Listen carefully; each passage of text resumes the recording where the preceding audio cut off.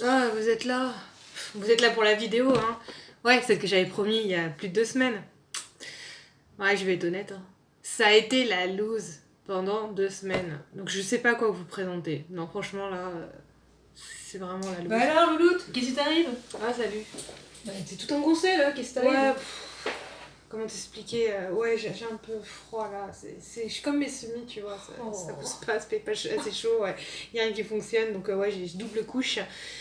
Bah voilà, ouais, les semis c'est mort, du moins. Je les ai plantés il y a plus de 10 jours, il n'y a rien qui pousse, donc je voulais faire une vidéo sur les semis, vous comprendrez qu'il n'y a pas grand chose à vous présenter. À côté de ça, je voulais plutôt me baser sur mon basilic, parce qu'il y avait des choses à dire. C'était censé être plutôt une vidéo positive sur la résurrection du basilic quand il va pas bien. J'ai fait exactement le contraire. Ouais, parce qu'en fait, le truc, c'est qu'il commence à sécher. Je m'étais dit, je vais mettre différentes actions en œuvre pour l'aider à se rebooster suite aux échanges avec Max. Et en fait, ça a pris une tournure en mode torture du basilic. Tu vois, par exemple, je l'ai foutu trop près d'un micro, donc il s'est asséché. Je lui ai fait de la restriction d'eau pendant trop longtemps et il s'est encore plus asséché. Et là, même à un moment, je me suis servi des feuilles sèches pour faire du paillage, donc c'est-à-dire réamender la terre du basilic. Et j'ai réalisé après coup, mais c'est une forme de cannibalisme végétal. Je lui donne ses propres feuilles à bouffer, quoi. N'importe quoi. À regarder cette vidéo, je me suis dit, mais je peux pas présenter ça, c'est pas correct, c'est malsain. Les gens vont se dire, mais qu'est-ce qu'elle fait? Elle dit qu'elle veut arrêter de jouer la serial killer des aromates, mais c'est l'inverse, c'est de pire en pire. Ouais. Je vais écrire un manuel version Marquis de Sade pour le basilic, quoi. Bah, je vous laisse découvrir par vous-même, hein. Non, franchement, il y a vraiment plus rien à refaire. Hein. Eh bien, qu'est-ce que j'ai aperçu ce matin? La blague du jour. Comme vous pouvez le voir, il y a plein de petits points blancs là, au-dessus de mon pot, au niveau de la terre. Ça semble être de la moisissure. Donc première chose à faire, c'est espacer les arrosages pour laisser la terre s'assécher. Je pense aussi que l'eau est restée en surface et a créé la moisissure. Donc ça signifie que la terre, elle est trop compacte. L'eau n'arrive pas à s'infiltrer en profondeur et donc finir dans la soucoupe du fond. Donc la meilleure façon de faire, c'est d'aérer le sol, tout simplement en creusant des trous comme je viens de le faire. Là, on le fait très simplement, avec les doigts, pas besoin d'utiliser un outil particulier. Donc je le fais tous les 2-3 cm à peu près. Donc la terre a bien séché et il n'y a plus de moisissure. Donc là j'ai réarrosé à nouveau. Donc les tiges les plus épaisses là, elles tiennent bien.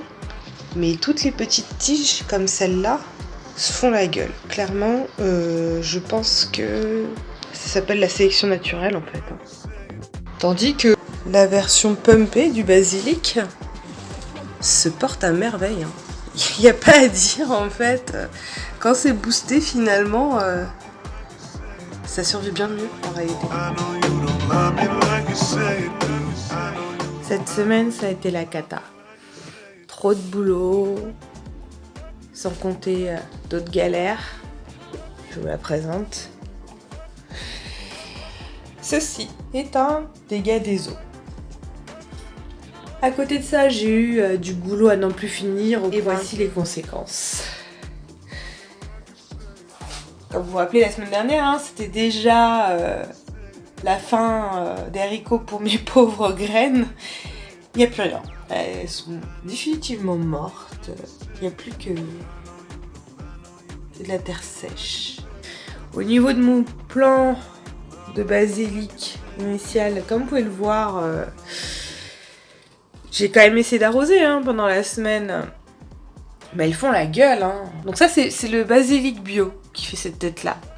Le basilic pumpé s'en tire pas trop mal si on regarde bien les choses. Waouh, mais qu'est-ce qui s'est passé ce matin? J'ai tout mon basilic qui est complètement en train de faire la gueule. Regardez-moi ça, il n'y a plus rien. Je viens de le réarroser, mais je l'avais mis exprès devant la fenêtre en me disant avec un peu plus de lumière, ça ira mieux. Sauf que là, en fait, c'est exactement l'inverse qui se passe. Je me demande si c'est pas lié au fait qu'il y a le micro-ondes à côté. Je l'ai utilisé hier. Est-ce que ça n'enverra pas de la chaleur directement sur le plant? Parce que je me rends compte que de côté mes autres plantes aussi font la gueule. On a peut-être un début de réponse ici.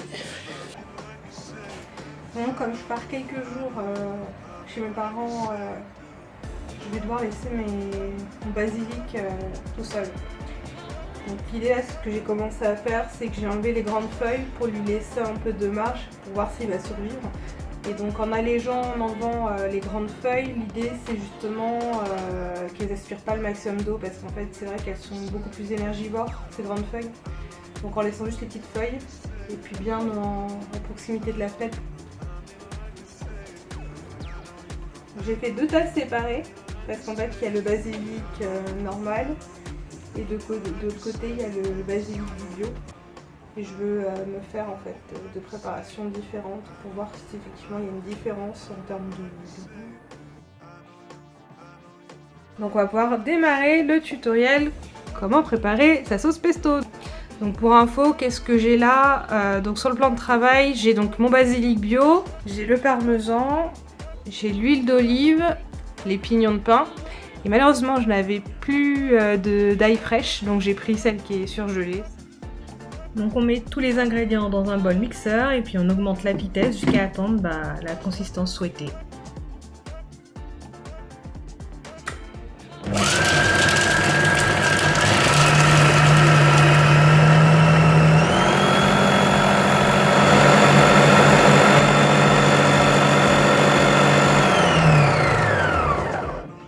Allez, en pot, rajoutez juste un filet d'huile d'olive par-dessus pour le conserver. Vous pouvez le laisser pendant 1 semaine au frigo et bien sûr pensez à mélanger avant de servir. Je suis partie 1 semaine chez mes parents et l'effet est là, c'est que mon basilic, même si je lui avais fourni quand même de l'eau à travers un bol où j'avais mis des ficelles de coton pour pouvoir s'hydrater, n'a pas suffi. Donc du côté du bio que vous voyez ici, j'avais encore quelques tiges vertes, en gros 2 sur une dizaine. Les autres sont totalement lignifiées, ce que vous voyez sur la gauche là, ce sont des tiges totalement sèches et irrécupérables. Et puis sur la partie boostée aux engrais, qui était quand même le basilic le plus fort initialement, avec des tiges très épaisses, il est totalement desséché. Il n'y a même pas une seule tige encore verte, là il est définitivement mort, il n'y a plus rien à récupérer. Donc il ne me reste plus qu'à essayer de voir si je peux faire ressusciter le basilic bio, où il y a encore 2 tiges. Donc là ce que je fais c'est tout simplement éclaircir le pollen de toutes les branches sèches. Parce que là pour le coup tout ce qu'on peut faire c'est récupérer ces 2 fameuses tiges, les autres n'ont plus d'utilité. Donc j'ai quand même récupéré les tiges sèches et je les ai donc découpées. Je vais m'en servir comme un amendement pour la terre. C'est-à-dire que ces tiges là, quand vous allez les récupérer toutes sèches, elles peuvent quand même resservir pour enrichir le sol. Il suffit juste de les mettre dans la terre, de bien recouvrir avec une nouvelle couche de terre pour éviter que ça moisisse en surface. Donc là je vais à nouveau repartir chez mes parents pour la période de Noël. Donc ce que je prévois c'est d'éviter de laisser à nouveau mon plant s'assécher. Donc je vais mettre un système équivalent aux Zoyas. Je ne sais pas si vous connaissez, mais c'est ces fameux petits pots en argile qui permettent en fait d'irriguer le sol à travers ses parois, vu que les parois sont poreuses. Et donc par système de capillarité, l'eau va s'infiltrer dans la terre au fur et à mesure des besoins. Là dans mon cas c'est un pot de yaourt émaillé, donc la paroi n'est pas poreuse. Donc le meilleur moyen dans ces cas-là c'est de remplacer le système de porosité par la capillarité à travers le filin de coton. Donc vous voyez le petit fil blanc qui dépasse, il est dans le pot et donc il trempe dans de l'eau dans le pot. Et l'eau va remonter le long des fils de coton jusqu'à atteindre la terre. Et elle va irriguer le sol autour de mes 2 tiges de basilic. En ce qui concerne le basilic, je n'ai absolument aucun espoir.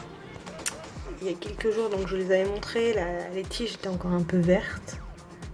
Et j'avais enlevé les feuilles toutes séchées. Mais là, en fait, on voit clairement que c'est en train de brunir. Donc je ne m'attends pas à un miracle d'ici mon retour de vacances. Mais en attendant, au cas où, j'ai quand même laissé l'eau avec les tiges et on peut s'en apercevoir que l'eau est bien aspirée par capillarité par la terre. Mais voilà, c'est seulement à mon avis la terre qui se gorge d'eau et ce n'est pas le basilic qui est en train de la récupérer là actuellement. Parce qu'à mon avis, lui, il est mort. Bon, ok, je viens de voir toute ta petite vidéo, mais au final, t'en es où avec ton basilic?